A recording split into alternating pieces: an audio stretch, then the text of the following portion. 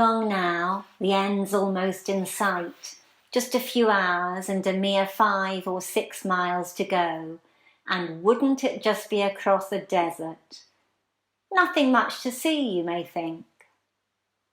But think again.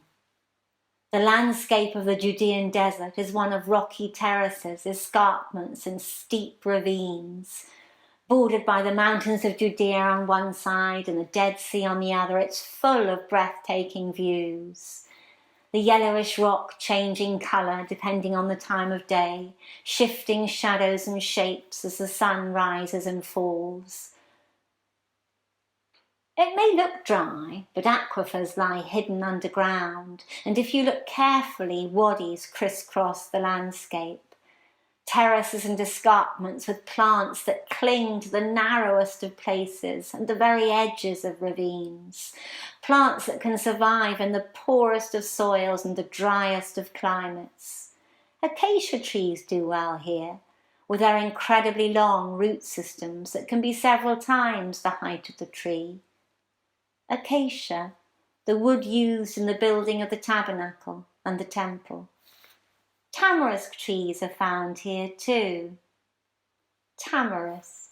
Abraham planted a tamarisk tree, and Saul took shelter under one. And of course, if there are trees, there'll be insects, and if insects, birds, bats, and amphibians, and if birds, bats, and amphibians, small cats, and if small cats, larger cats, and so on and so forth.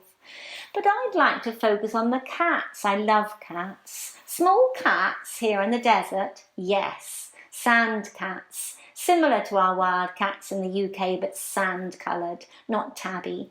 Sand cats with short ears and long fur on their feet to protect their pads from the hot sand. Nocturnal hunters seeking out birds and small rodents. And not only sand cats, but caracal lynxes and Arabian leopards and Asiatic lions. There are ibex mountain goats, sure-footed and nimble. I wonder, was the scapegoat mentioned in Leviticus an ibex mountain goat? Antelope and gazelles all prey for the big cats and wolves. So many kinds of birds, little green bee-eaters. Maybe in the not-too-distant future they would catch the eye of John the Baptist.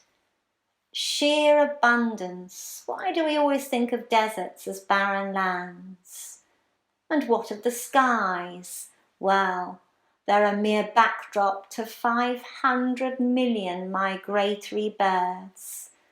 For this is where 3 continents join, Europe, Asia and Africa. Did Mary and Joseph appreciate any of this? Did they have time to notice or take time to notice? Maybe, maybe not. Mary must have been aware of the child within, and Joseph bore the responsibility of getting Mary safely to Bethlehem.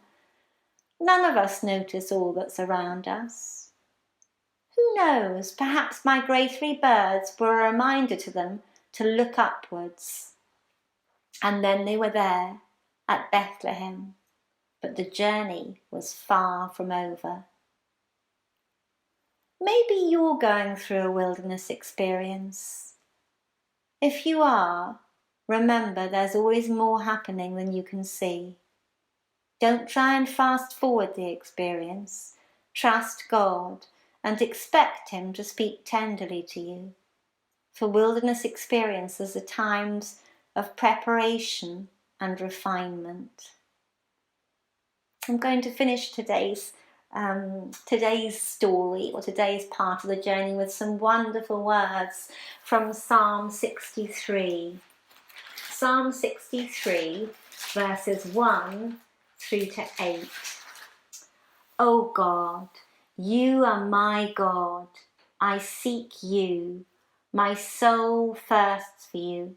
My flesh faints for you, as in a dry and weary land where there is no water.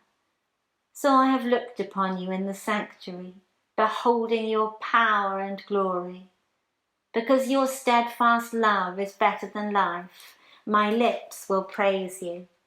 So I will bless you as long as I live. I will lift up my hands and call on your name. My soul is satisfied as with a rich feast, and my mouth praises you with joyful lips when I think of you on my bed and meditate on you in the watches of the night. For you have been my help, and in the shadow of your wings I sing for joy. My soul clings to you, your right hand upholds me.